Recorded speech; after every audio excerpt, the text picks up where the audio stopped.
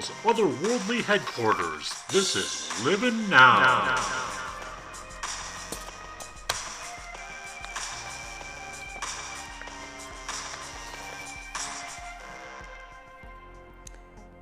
Good evening, everyone. Welcome to Living Now. I'm Cheech, and we're keeping our eye on what's happening in the future.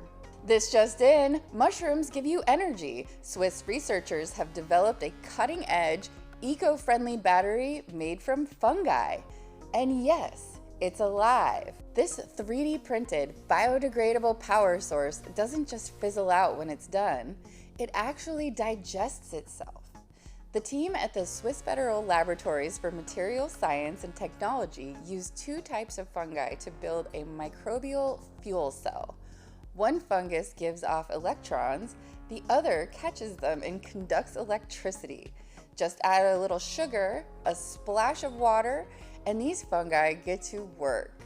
While it's not ready to run your smartphone just yet, it's powerful enough for small devices like temperature sensors, perfect for remote areas where charging stations are few and far between. And the best part? When its job is done, it breaks down naturally, leaving no trace. We could all use a little fungi in the future. What if the windows in your house could power your home? What if your office building, without a single rooftop panel, could soak up the sun and silently generate electricity? Well, thanks to a breakthrough in solar technology, that future might be a lot closer than you think. Scientists in Korea have developed fully transparent solar panels, see-through glass that captures sunlight and turns it into clean energy. Imagine skyscrapers, bus stops, and even phone screens pulling double duty as invisible power generators. Here's how it works. Instead of absorbing visible light like traditional panels, these transparent cells capture invisible UV rays and turn them into energy, all while keeping crystal clear. The secret is a smart combo of titanium dioxide and nickel oxide, two safe, abundant materials that let the light through while catching the power we usually waste. The technology is still maturing, with researchers pushing the limits every day. And the potential? Massive. Buildings that power themselves, devices that charge in daylight, cities that go green without changing their skyline, clean power hiding in plain sight. The future is clear.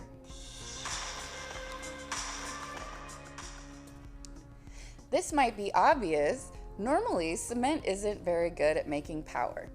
But a team of scientists in China have created a breakthrough cement hydrogel composite that doesn't just support buildings, it helps power them.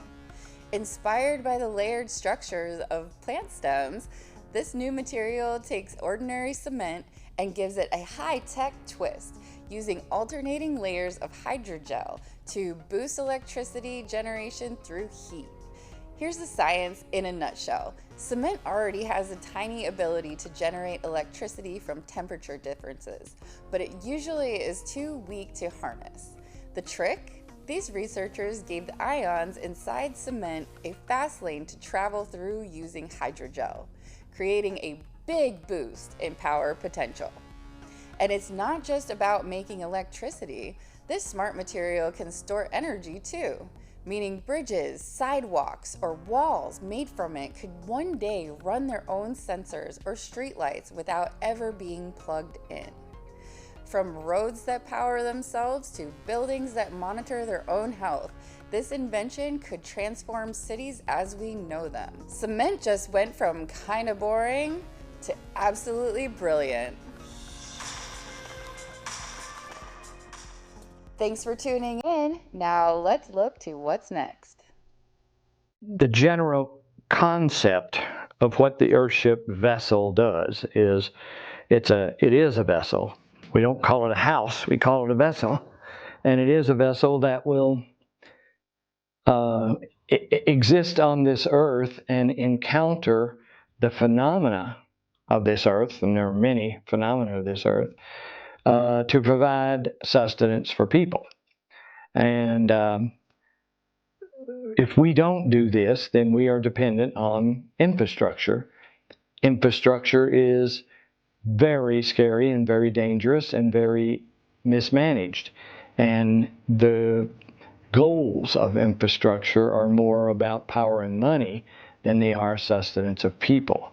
So we have kind of taken this into our own hands to create a vessel.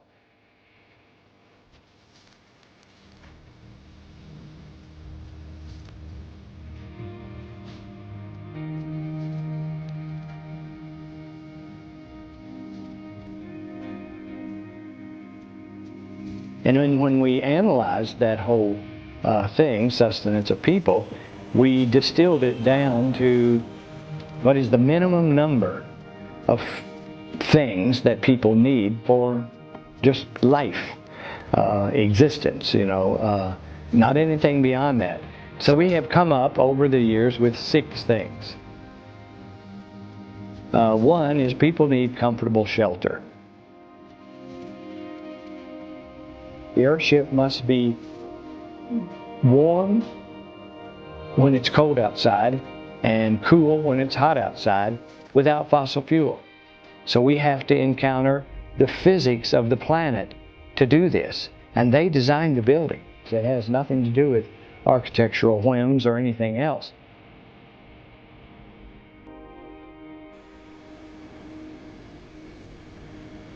They need water. Water is reusable. In New Mexico, here in Taos, we get 7 inches of water per year, and that's not enough.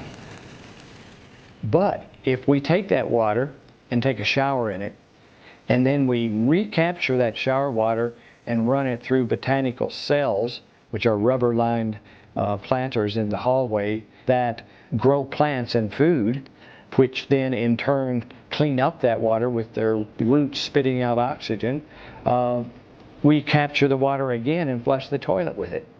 And then we take the toilet water out to an anaerobic processor and into rubber-lined cells to do landscaping with.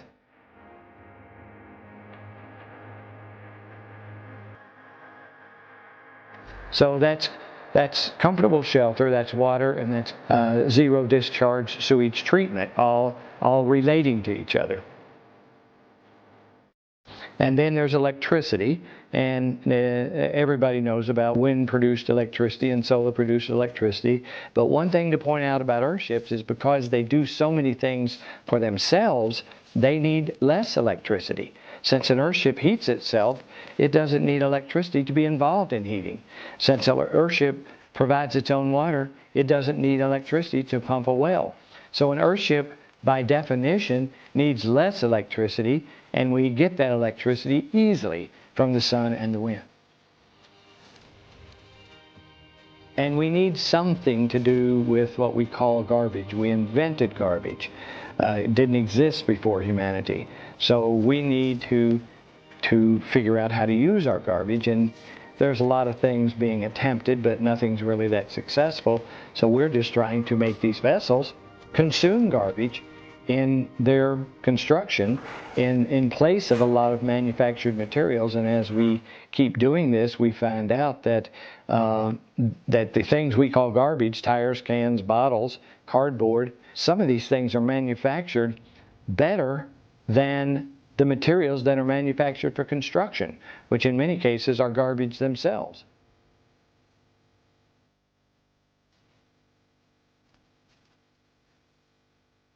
So we have taken these 6 things and addressed them in a building that we call, it's a vessel that we call the airship.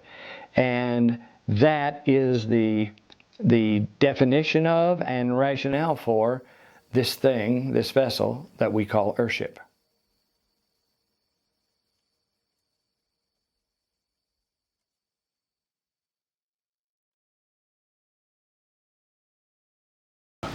I moved here in 1971, and it was after 2000 that the neighbors down on the corner gave me a squirrel because I'd been feeding them, and they thought they found it in their wall, And they thought, they can't live here, and they offered it to me, and I got a baby squirrel.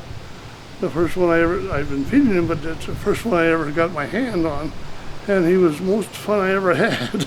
Anyway, he was named William by the neighbors that gave him to me, so he was William to me. Anyway, but I've been feeding squirrels ever since, and then I put up porch cameras to, document it and pay attention to them, and it was a lot of fun. But after I got the cameras, I thought, if I can get them to jump on my head and my shoulders and everything else, it'll be like the YouTube shows. In the forests behind Killap Lead Mining Centre is a pocket of red squirrels. They're managed by English nature warden Phil Curtis. We've been feeding the squirrels here at Killap for the past few years, so the squirrels are well used to coming to this site for food. But we thought we would make it a little bit more interesting and make them work a little bit harder for the supper. Phil started with a platform and a kind of drawbridge, counterweighted to take the exact weight of a squirrel. Then a chain bridge to another platform where there's a box of bird seeds waiting. Then a big leap to yet another platform where the squirrel will find a tunnel facing it. Having made the leap, the squirrel runs through the tunnel, reaches the box with a hinged lid, lifts the lid and takes out a hazelnut. Here's the whole assault course which these red squirrels are going to have to do.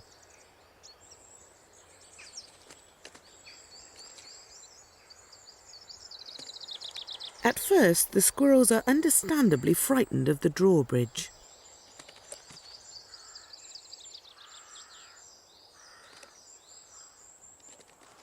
So the squirrels cheat, which is what you'd expect of a clever animal.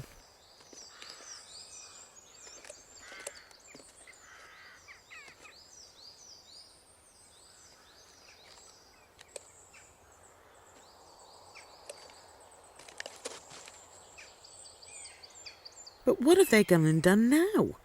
Stuck a really great baffle up.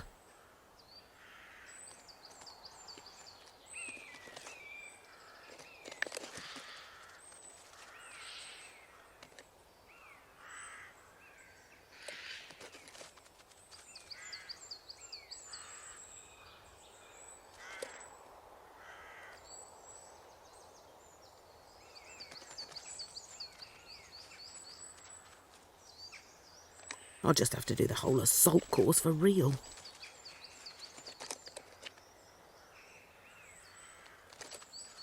This clearly demonstrates learning, not just of one or two actions like the garden birds, but a whole sequence of actions.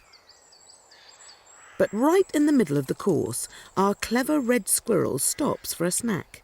Now, one thing's for sure, he ain't going to let any other squirrels past.